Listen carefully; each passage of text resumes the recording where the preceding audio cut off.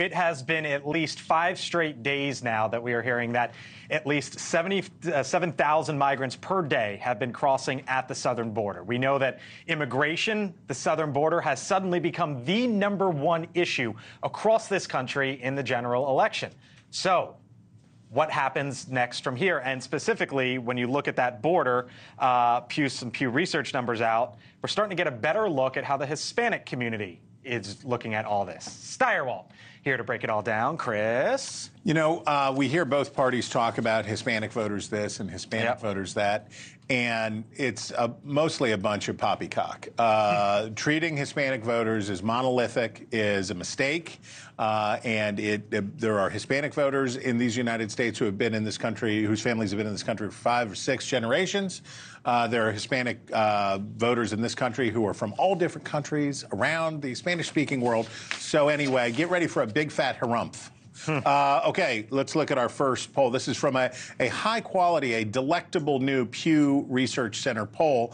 Border situation is a crisis or a major problem. Why, look at there. Hispanic voters feel exactly, from a statistical standpoint, exactly the same as non-Hispanic Americans. Why, my goodness, you might imagine that they have considerations and concerns other than just immigration. So look at the next one.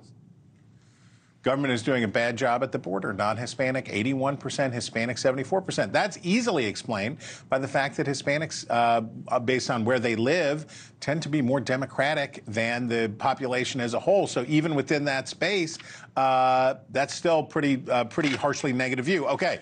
What do they think we ought to do? What do Hispanic voters in America think we ought to do? Is it better if we make it easier for asylum seekers to work legally?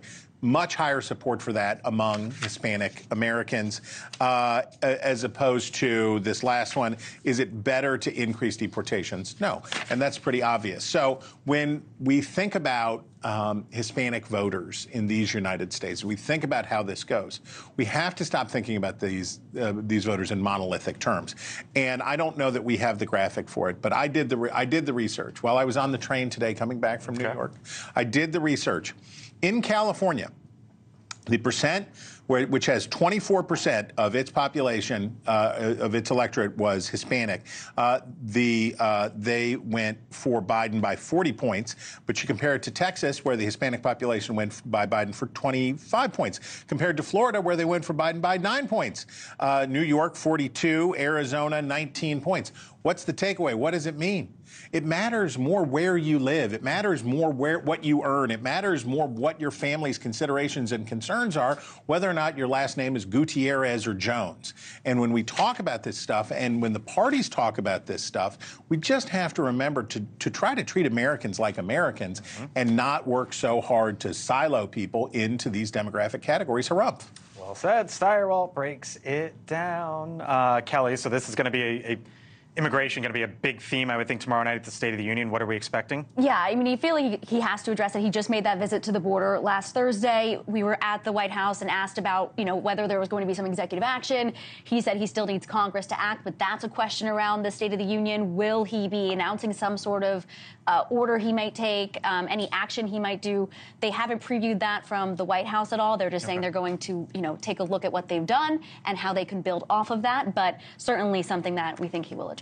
What does it say that they haven't announced anything, tipped their hand yet? Malpractice by the White House. I mean, this is the #1 issue in Virginia, the #1 issue to the voters in Iowa, New Hampshire, and pretty much everywhere we've already had voting. The exit polls show that immigration is the #1 issue. For Republicans.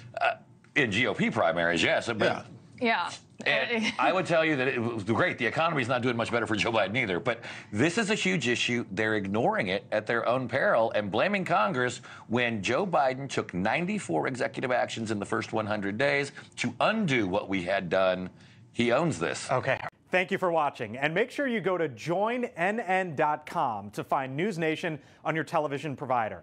And don't forget to click the red subscribe button below to get more of NewsNation's fact-driven, unbiased coverage.